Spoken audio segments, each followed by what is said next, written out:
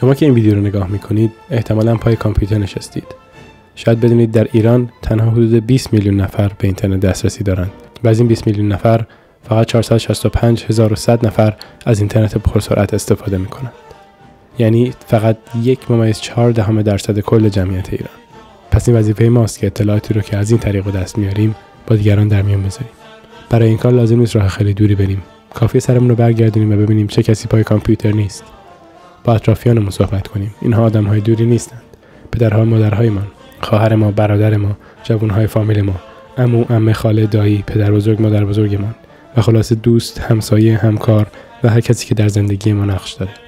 فردای انتخابات دیگه هیچ هیاهویی نیست، اما ما همه هستیم. همه همچنان با هم زندگی میکنیم.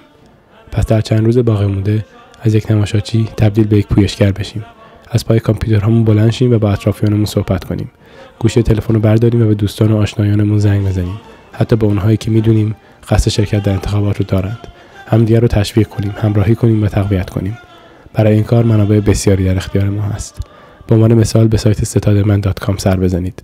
در این سایت فیلم، تراکت، پوستر، نمودار، آمار و ایده های تبلیغاتی مختلفی هست. این وظیفه ماست که این اطلاعات رو پخش کنیم.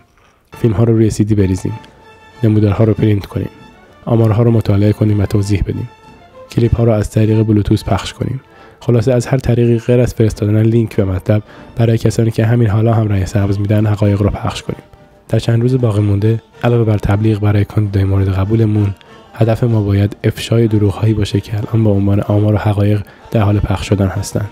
یادتون باشه 1.4% یعنی به ازای هر کدوم از ما تقریبا 100 نفر به رسانه آزاد دسترسی ندارن. یعنی به ازای هر کدوم از ما 100 نفر بعد از دیدن مناظره‌ها در تلویزیون به هیچ منبع اطلاعاتی متفاوتی دسترسی ندارن. یعنی وظیفه هر کدوم ماست که از امروز تا 22 خرداد با 100 نفر صحبت کرده باشیم. 100 تا نمودار واقعی پخش کرده باشیم. 100 تا CD از ویدیوهای تاثیرگذار رو پخش کرده باشیم. به 100 نفر بلوتوث فرستاده باشیم. با همه دوستان، آشنایان و فامیلمون صحبت کرده باشیم. چرا که ما میدونیم داره به اطرافیانمون دروغ گفته میشه و سکوت ما به معنای عدم صداقت ما با همه افرادی که بعد از انتخابات همچنان در کنار ما زندگی خواهند کرد.